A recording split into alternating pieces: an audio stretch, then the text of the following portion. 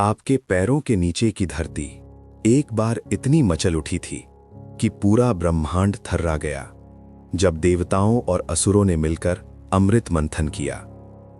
ये बात उस समय की है जब देव अपनी शक्ति और अमरता खोने लगे थे और असुरों का बल बढ़ता जा रहा था। तीनों लोकों में हाहाकार मचा हुआ था, सब कुछ अस्थिर था। तब विष्णु ने देवताओं को समुद्र मंथन का सुझाव दिया जिससे अमृत निकल सके और वे फिर से अमर हो सकें।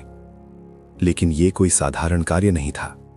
कल्पना कीजिए, एक विशाल पर्वत को मथनी बनाया गया और दैत्य सर्प वासुकी को रस्सी, जिसके फन और पूंछ को देवों और असुरों ने थामा था। मंदराचल पर्वत को मथनी के रूप में इस्तेमाल किया गया और विष्णु स्वयं कच्छप अवतार में उस पर्वत को अपनी पीठ पर धारण कर उसे डूबने से बचा रहे थे।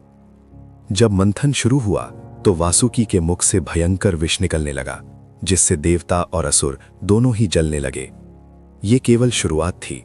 मंथन से सबसे पहले हलाहल नामक भयंकर विष निकला जिसकी ज्वाला से पूरा ब्रह्मांड चलने लगा। सभी देव और असुर त्राही त्राही करने लगे। तब महादेव शिव ने इस विष को अपने कंठ में धारण कर लिया जिससे उनका कंठ नीला पड़ गया और वे नीलकंठ कहलाए।